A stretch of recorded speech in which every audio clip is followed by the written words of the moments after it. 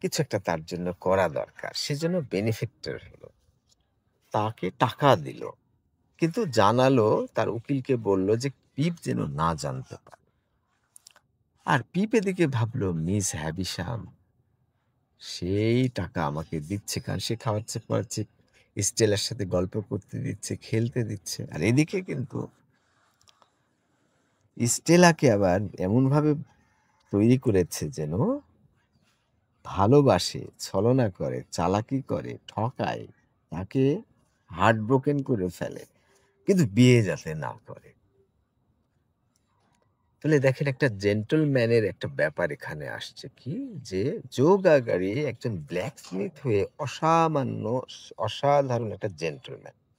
আমরা বিডিকেও দেখছি অনেক ভালো। কিভাবে দেখছি? বিডি এত সহজ সরল সুন্দর মেয়ে, পিপকে এত ভালোবাসতো, তাকে আগলে রাখতো, গুরুত্ব দিত। কিন্তু কখনো তাকে ট্রাবল দেয়নি। আবার এদিকে যখন জো গাগারির স্ত্রী মিসেস জো, পিপের যে বড় বোন, সে যখন অসুস্থ হলো, তখন কিন্তু এই বিডি কিন্তু তাকে দেখাশোনা করেছে। একদিকে বিডি পিপকে পায়নি। আবার না পাওয়ার ব্যথার পাশাপাশি সে আবার এই যে অসুস্থ মিসেস জো, তাকে কিন্তু সেবা করেছে যতদিন না সে মারা না গেছে। তাহলে অসামান্য একটা ভেতরে তার মধ্যে ছিল যে মানুষকে উপকার করার মধ্যে শান্তি আছে। উপকার করে মানুষকে সাহায্য করে মানুষের মুখে হাসি ফুটিয়ে এগুলো করেই কিন্তু সুখ আছে। হুম? এটার মধ্যেই আসল সুখ নিহিত। ত্যাগেই সুখ। ভোগে সুখ সীমিত। কিন্তু ত্যাগ ইনভিজিবল। এয়ার যে বাতাস ইনভিজিবল। এর পাওয়ারটাই অনেক বেশি। কিন্তু যেটা দেখা যায় সেটার পাওয়ার কিন্তু কম। যে আয়তন দখল করে মোটা তাজা তার কিন্তু ক্ষমতা কম। তাহলে এই বিডি একটা গ্রামের সাধারণ মেয়ে।